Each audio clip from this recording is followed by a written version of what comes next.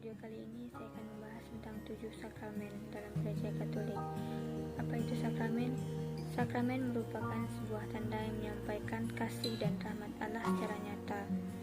Hal ini terdapat pada Injil Yohanes bab 14 ayat 18 yang menyatakan pemenuhan janji Kristus bahwa Dia tidak akan meninggalkan kita sebagai yatim piatu. Maka melalui sakramen Allah mengirimkan Roh Kudus-Nya untuk memberi makan dan menguatkan kita. Sakramen pertama adalah sakramen pembaptisan. Sakramen baptis merupakan sakramen yang pertama kali kita terima sebelum sakramen-sakramen yang lain. Pada saat penerimaan sakramen baptis, kita dipercuci air, kemudian diolesi minyak serta diberi kain putih dan lilin bernyala.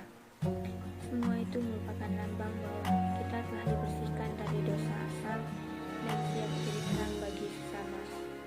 Dengan menerima sakramen baptis, kita telah diangkat menjadi anak Allah dan digabungkan dengan gereja yang menjadikan kita sebagai anggota tubuh Kristus, serta siap diutus untuk berbuat baik kepada semua orang. Pembaptisan hanya dapat diterima satu kali. Sakramen yang kedua adalah sakramen Ekaristi. Perayaan syukur atas kasih Allah Bapa lewat pengorbanan Tuhan Yesus Kristus dirayakan setiap kali kita mengikuti misa atau sakramen Ekaristi. Pada saat Ekaristi kita mengenang karya penyelamatan Yesus Kristus bagi manusia yang terjadi melalui wafat dan kebangkitannya. Perayaan Ekaristi dapat mengingatkan kita pada malam perjamuan terakhir yang diadakan Yesus bersama-sama dengan para muridnya.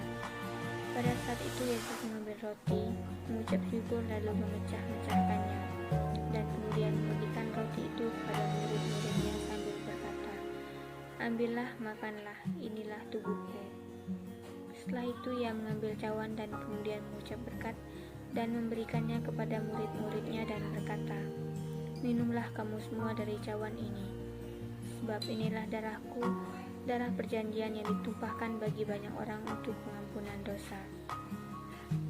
Perkataan dan tindakan Yesus menunjukkan bahwa ia rela mengorbankan diri untuk keselamatan dan kehidupan seluruh umat manusia tanpa terkecuali. Pada saat menerima komuni, kita menyebut tubuh Kristus dan kita dipersatukan dengan Yesus dan sesama karena kita menerima Yesus yang sama. Sakramen yang ketiga adalah sakramen Krisma. Allah Bapa memperkuat jiwa kita lewat sakramen penguatan atau sakramen Krisma. Hal ini dapat dilihat dalam Kisah Para Rasul bab 2 ayat 2-13 yang menceritakan bahwa setelah Yesus Kristus naik ke surga, Roh Kudus dicurahkan kepada para rasul. Karena karunia Roh Kudus inilah para rasul menjadi berani berbicara dan bersaksi di tengah banyak orang. Turunnya Roh Kudus atas para rasul dirayakan pada hari Pentakosta. Pada waktu dibaptis kita mendapatkan anugerah Roh Kudus yang mendampingi kita sebagai anak Allah. Dan ketika kita menerima sakramen Krisma, kita akan mengalami bahwa Roh Kudus yang telah kita terima pada saat pembaptisan dapat berkarya secara khusus dalam diri kita untuk menguatkan dan mendorong kita untuk bisa menjadi semakin kuat dan dewasa dalam beriman. Sakramen yang keempat adalah sakramen pengobatan dosa, pengakuan dosa atau tobat. Setiap orang pernah berbuat dosa. Dosa dapat merusak hubungan kita dengan sesama dan Tuhan, sehingga membuat kita merasa tidak senang dan bahagia. Oleh karena itu, Allah Bapa menganugerahkan kepada kita sakramen tobat atau pengakuan dosa. Di dalam sakramen ini kita mengakukan dosa-dosa kita kepada imam, karena Yesus Kristus sendiri telah memberi kuasa kepada para imamnya untuk melepaskan umatnya dari dosa setelah kebangkitannya. Melalui sakramen tobat kita menerima pengampunan dosa dari Allah Bapa serta rahmat-Nya yang dapat membantu kita untuk menolak godaan dosa di waktu yang akan datang sehingga menjadikan hidup kita lebih damai. Sakramen yang kelima, sakramen perkawinan.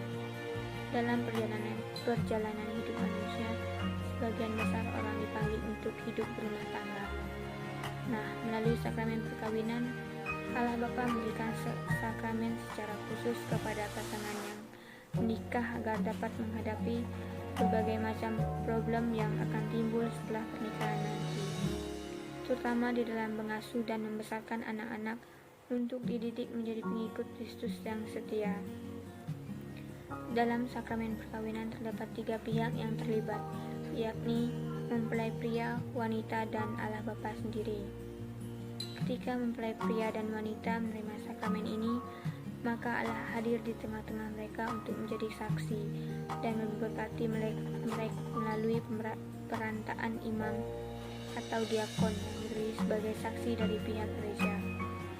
Oleh karena itu, dalam gereja Katolik, perkawinan bersifat kudus dan tidak dapat terceraikan.